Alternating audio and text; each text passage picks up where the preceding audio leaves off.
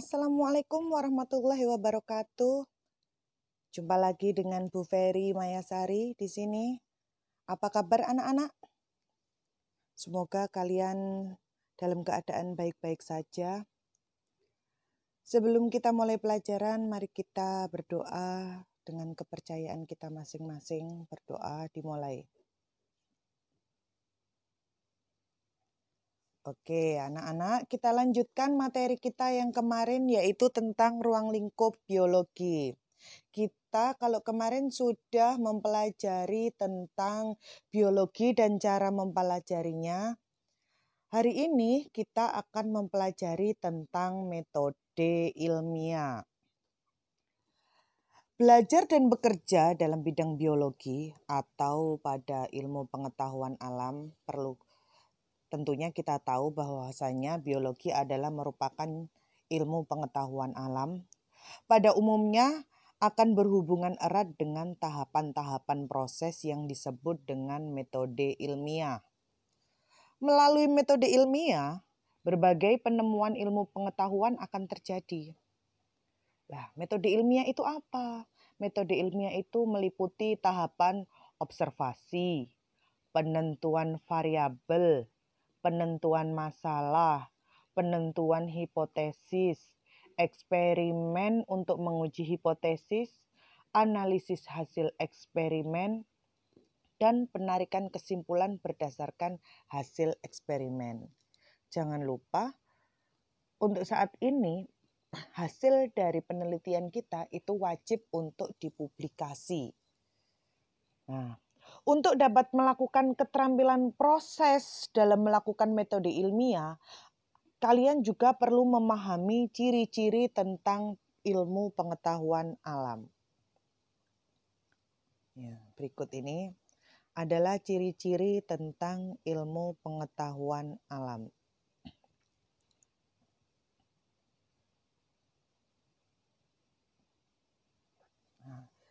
Ciri-ciri ilmu pengetahuan alam yang pertama yaitu objek kajiannya harus konkret, di mana benda-benda yang dapat ditangkap oleh indera manusia. Itu adalah makna dari konkret. Jika indera manusia tidak dapat menangkapnya, dibuat peralatan yang mampu membantu menangkap benda atau gejalanya. Misalnya radio yang dapat menangkap gelombang radio. Kemudian yang kedua, ciri-ciri ilmu pengetahuan alam yaitu berdasarkan pengalaman empiris. Apa itu pengalaman empiris? Pengalaman empiris itu adalah pengalaman yang nyata. Pengalaman yang dapat dirasakan oleh setiap orang. Ciri ilmu pengetahuan alam yang ketiga adalah mempunyai langkah-langkah sistematis atau langkah-langkah yang teratur. Ciri berikutnya, cara berpikirnya harus logis, yaitu kesimpulan ditarik berdasarkan logika-logika tertentu, misalnya secara induktif dan deduktif. Apa itu induktif?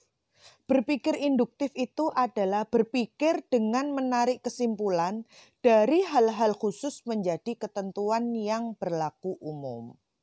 Sedangkan berpikir deduktif itu adalah berpikir dengan menarik kesimpulan dari hal-hal yang umum menjadi ketentuan yang berlaku khusus.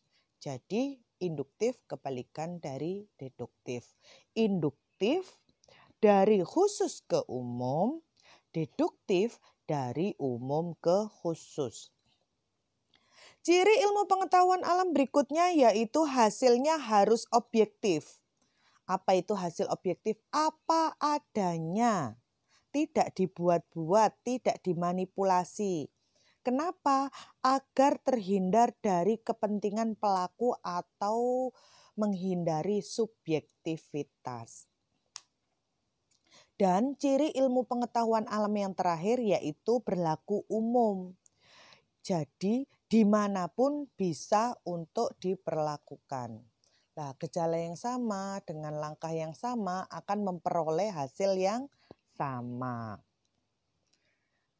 Selanjutnya, Keterampilan proses, dalam pembahasan sebelumnya kita belajar tentang cara belajar biologi.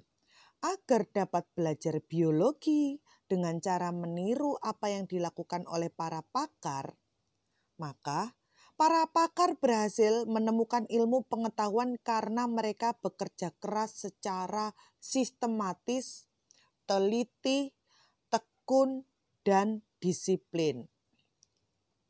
Lah, pada pokok bahasan ini kita akan berlatih melakukan keterampilan proses. Apa saja keterampilan proses itu? Yang pertama adalah mengobservasi. Yang kedua adalah mengklasifikasi. Yang ketiga adalah menafsirkan.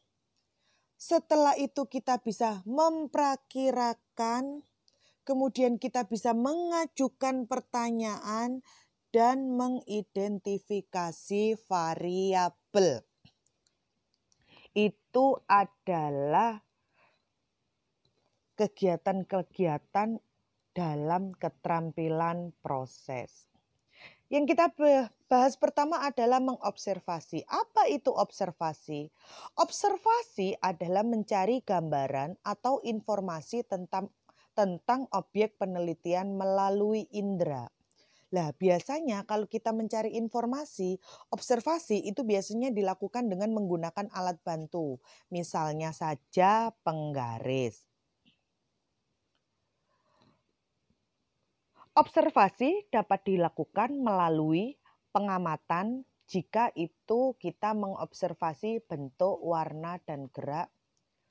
Kemudian pendengaran jika kita mengobservasi suara.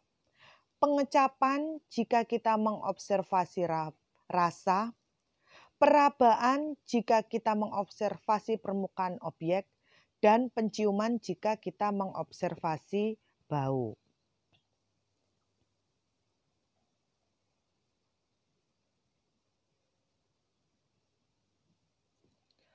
Observasi kegiatan keterampilan proses yang berikutnya yaitu menggolongkan. Di mana menggolongkan itu adalah kegiatan untuk memudahkan dalam mempelajari sesuatu dan setiap penggolongan mempunyai dasar dan tujuan tertentu. Nah, setiap penggolongan mempunyai dasar dan tujuan tertentu, misalnya 1. Penggolongan daun berdasarkan bentuk ujung daun, ukuran daun, serta permukaan daun itu berambut ataukah tidak. Kan ada daun itu yang permukaannya itu rata atau licin. Ada juga yang permukaan daun itu berambut atau kasar. Terus yang berikutnya contohnya penggolongan bunga berdasarkan warna, bentuk, atau bau. Contoh penggolongan yang ketiga yaitu penggolongan hewan berdasarkan, seperti gambar di samping ini, berdasarkan kita bisa menggolongkan hewan biasanya berdasarkan cara berkembang biak. Apakah dia bertelur ataukah dia beranak. Berdasarkan jenis makanan, apakah dia pemakan daging karnivora, pemakan tumbuhan herbivora, atau pemakan segala omnivora. Atau berdasarkan bentuk kaki. Nah, ada yang kakinya 2 tapi punya sayap, ada yang berkaki 4, ada yang bergeraknya dengan menggunakan sirip, dan sebagainya. Keterampilan proses yang ketiga yaitu menafsirkan. Menafsirkan yaitu memberikan arti pada suatu fenomena atau kejadian berdasarkan kejadian yang lain. Contoh gambar di samping ini misalnya, jika seseorang itu berjalan, maka ditafsirkan, diartikan bahwasanya denyut jantungnya itu akan lebih lambat dibandingkan jika seseorang berlari. Gambar di samping jika orang berjalan, denyut jantungnya 75 kali per menit. Sedangkan jika berlari, maka denyut jantungnya 100 per menit. Penafsiran hendaknya dilakukan berdasarkan acuan atau patokan. Tanpa acuan, sesuatu tidak dapat dibandingkan dengan yang lain. Misalnya, permukaan daunnya kasar seperti daun jati, bentuk buahnya seperti buah apel. Jadi ada acuan atau patokan untuk dibandingkan dengan yang lainnya. Keterampilan proses berikutnya yaitu memperakirakan. Apa itu memperakirakan? Memperakirakan di sini adalah memperakirakan berdasarkan kejadian sebelumnya serta hukum-hukum yang berlaku. Nah, istilah memperakirakan itu sebetulnya tidak sama dengan meramalkan. Memperakirakan itu adalah memprediksikan. Seorang ahli geologi dapat memperakirakan terjadinya gempa berdasarkan data-data geologi. Ahli astronomi dapat memperakirakan kapan terjadinya gerhana matahari atau bulan atau datangnya komet Halley berdasarkan perhitungan. Kemudian perakiraan atas terjadinya suatu peristiwa dilakukan berdasarkan kejadian sebelumnya serta hukum-hukum yang berlaku. Sedangkan mengapa berbeda dengan meramalkan? Karena ramalan itu tidak menggunakan data yang akurat atau tanpa dasar ilmiah. Nah, itulah yang membedakan memperakirakan dengan meramalkan.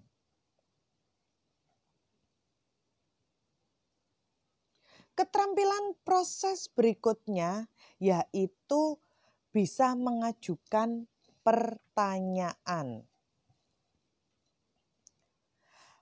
Mengajukan pertanyaan sebenarnya adalah merumuskan permasalahan. Seseorang mengatakan bahwa di lingkungannya tidak ada masalah, sedangkan orang lain menganggap di lingkungan itu penuh masalah. Orang dapat mengenal dan menemukan masalah tergantung pada pengetahuan orang tersebut. Semakin luas pengetahuan seseorang, semakin mudah mengenali masalah yang ada di sekitarnya. Contoh saja, misalkan ada anak yang terlambat datang sekolah. Mungkin beberapa orang menganggap itu bukanlah masalah. Tetapi masalah itu dikatakan jika harapan tidak sesuai dengan kenyataan. Harapannya adalah seorang siswa itu datang jam 7 persis di sekolah. Jika dia datangnya jam 7 lebih 10 menit misalkan, berarti itu sudah tergolong dalam atau sudah dapat dikatakan sebagai masalah. Kenapa? Karena harapannya adalah bahwasanya masuk sekolah itu adalah jam 7, tetapi datangnya jam 7 lebih 10. Maka kenyataannya tidak sama dengan harapannya. Lah, itu sudah bisa didefinisikan sebagai masalah. Jadi masalah itu apa? Masalah adalah kesenjangan antara harapan dan kenyataan. Nah, untuk menemukan permasalahan, seseorang harus dapat mengembangkan pertanyaan-pertanyaan. Seorang penulis harus bisa membuat rumus abdikasim. Apa itu abdikasim? Abdikasim itu adalah singkatan dari apa, bagaimana, di mana, kapan, siapa, dan mengapa. Setiap kali melihat atau berpikir tentang makhluk hidup atau yang lain, buatlah pertanyaan dengan menggunakan rumus abdikasim.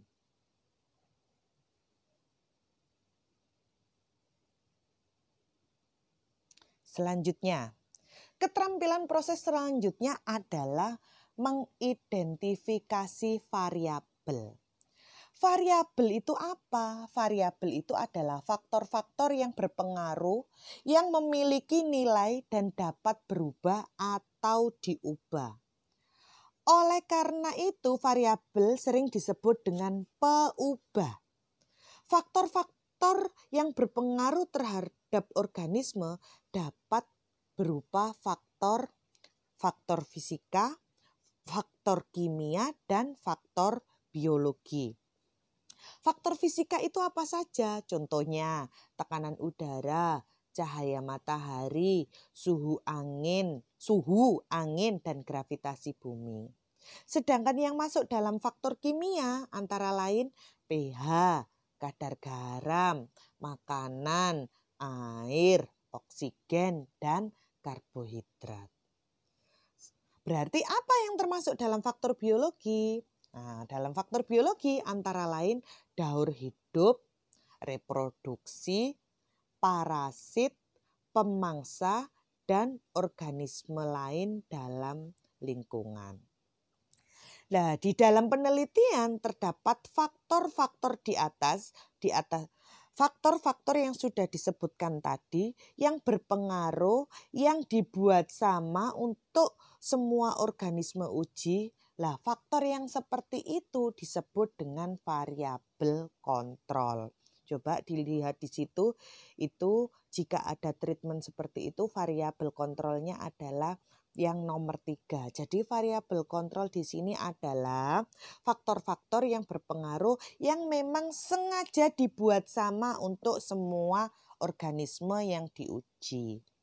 Kemudian, jika ada satu faktor yang dibuat bervariasi atau sengaja dibuat berbeda, maka itu disebut dengan variabel bebas. Jadi variabel bebas itu nama lainnya adalah variabel manipulasi, yaitu variabel yang memang sengaja dibedakan. Kemudian variabel yang berikutnya adalah variabel terikat. Di mana variabel terikat itu adalah hasil dari perlakuan.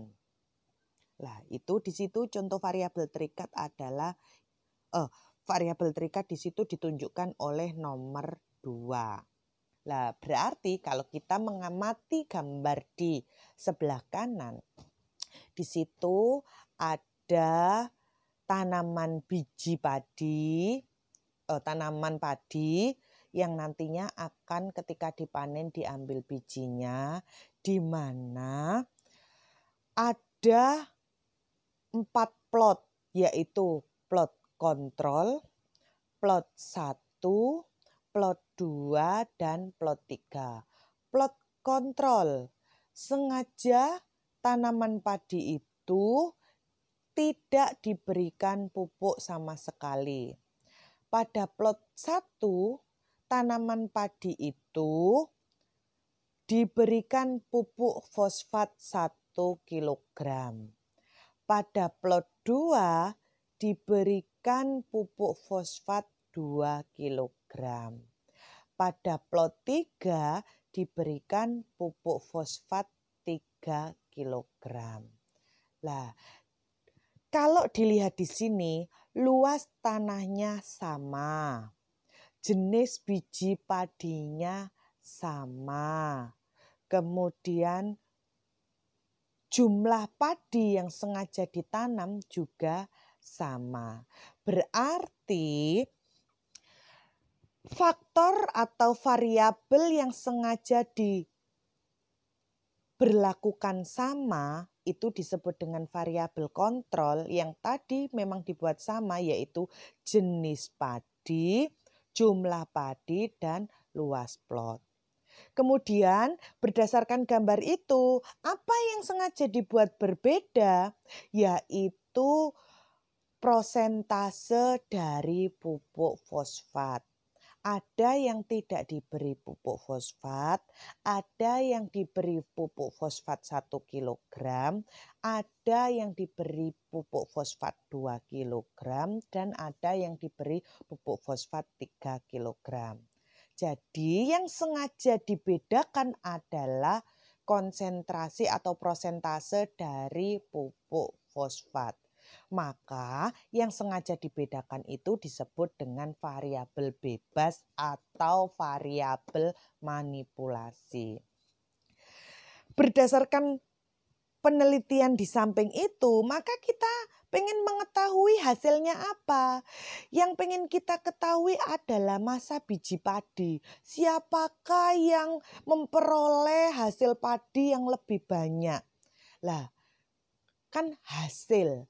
Maka hasil itu disebut dengan variabel terikat atau bisa juga disebut dengan variabel respon. Jika dilihat dari gambar di samping itu, maka kira-kira judul apa yang paling sesuai? Nah, sebaiknya judul itu adalah menyatakan pengaruh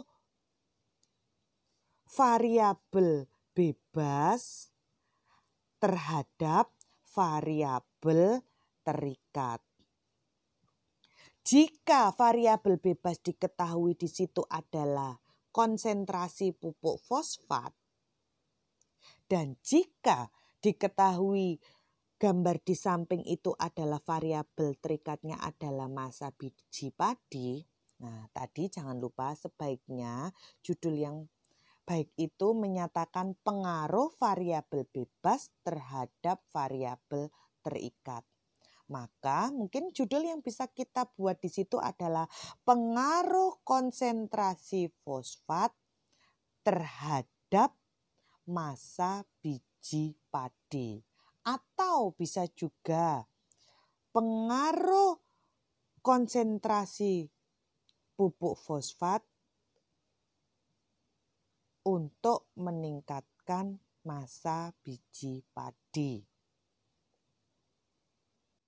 Selanjutnya, jika kita sudah membuat judul, maka selanjutnya kita membuat rumusan masalah. Rumusan masalah sebaiknya diakhiri dengan tanda tanya. Jika diakhiri dengan tanda tanya, maka sebaiknya dibuat dalam bentuk kalimat tanya. Jika tadi diketahui judulnya adalah pengaruh konsentrasi pupuk fosfat terhadap masa biji padi, maka bisa dibuat rumusan masalah bagaimana pengaruh konsentrasi pupuk fosfat terhadap masa biji padi. Oke, kalau sudah kita membuat rumusan masalah, selanjutnya kita adalah membuat hipotesis. Dalam membuat hipotesis, itu yang mudah adalah dibuat sebuah pernyataan jika titik-titik maka titik-titik. Lah, dalam jika maka itu sebaiknya jika variabel bebas maka variabel terikat. Nah, bagaimana berdasarkan gambar di samping untuk membuat hipotesis? Hipotesis tidak harus diterima, bisa juga ditolak. Tapi memang sebaiknya diterima, tetapi tidak harus diterima. Misalkan kita membuat prediksi. Ingat, jika titik-titik variabel bebas, maka titik-titik variabel terikat. Maka kita ketahui bahwasanya variabel bebasnya tadi adalah pupuk fosfat. Kemudian variabel terikatnya adalah masa biji padi, maka dugaan kita sementara, hipotesis kita sementara, jika semakin tinggi konsentrasi pupuk fosfat, maka semakin tinggi masa biji padi. Nah, itu tadi adalah contoh hipotesis. Nah, dari Yang sudah saya sampaikan tadi bisa ditarik sebuah kesimpulan bahwasanya langkah-langkah metode ilmiah adalah yang pertama menyusun rumusan masalah, yang kedua menyusun kerangka teori, yang ketiga merumuskan hipotesis, yang keempat melakukan eksperimen, yang kelima mengolah dan menganalisis data, yang keenam menarik kesimpulan, dan yang ketujuh mempublikasikan hasil. Nah, jika kita sudah bisa atau sudah mengetahui langkah-langkah metode ilmiah, tentunya kalian bisa untuk melakukan penelitian. Nah, dalam membuat penelitian, kalian baru bisa diakui membuat penelitian jika kalian melaporkan hasil penelitian tersebut. Bagaimana cara kita membuat laporan penelitian? Sebetulnya kurang lebih itu sama dengan langkah-langkah metode ilmiah tadi. Tetapi ada hal-hal yang perlu ditambahkan. Dalam membuat laporan hasil penelitian, ada 5 poin penting, yaitu bab 1 pendahuluan, bab 2 tinjauan pustaka, bab 3 metode penelitian, bab 4 data dan pembahasan, bab 5 kesimpulan dan saran. Selanjutnya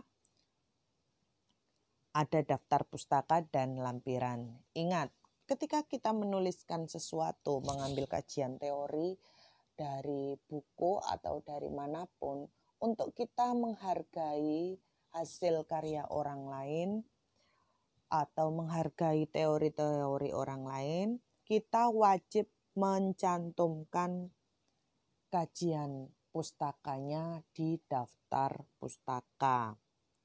Nah, kita sekarang bahas tentang format laporan hasil penelitian. Yang pertama adalah bab 1 pendahuluan.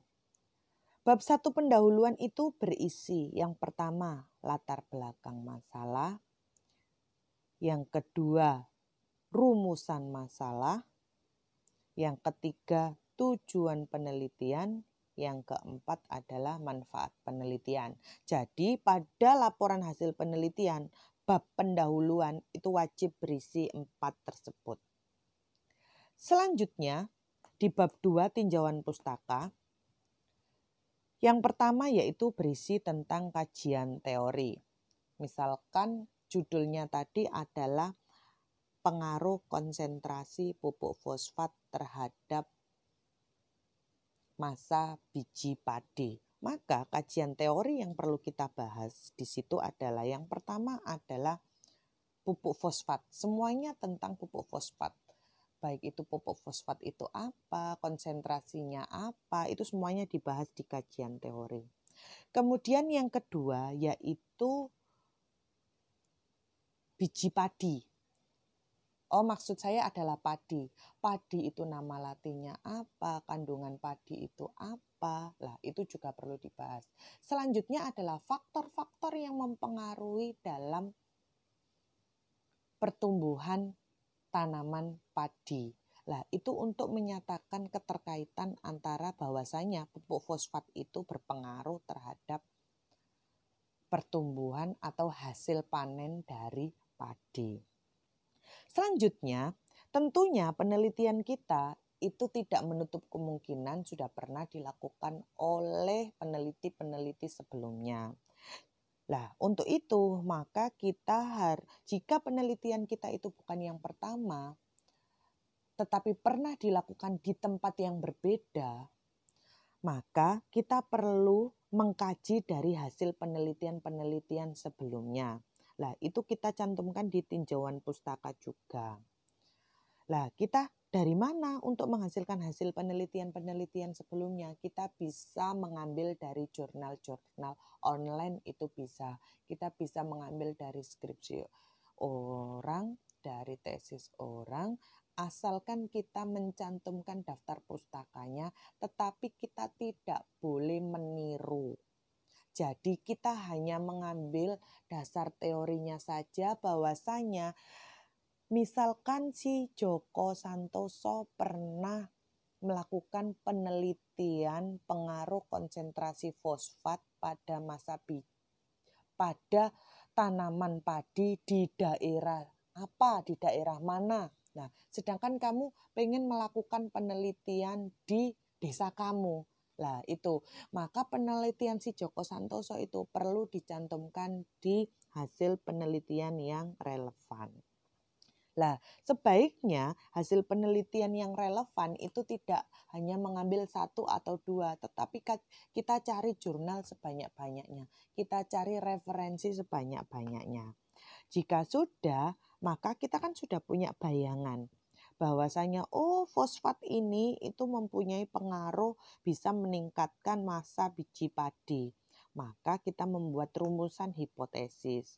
Mungkin dugaan kita tadi adalah jika semakin tinggi kandungan pupuk fosfat, maka semakin tinggi produksi atau massa biji padi.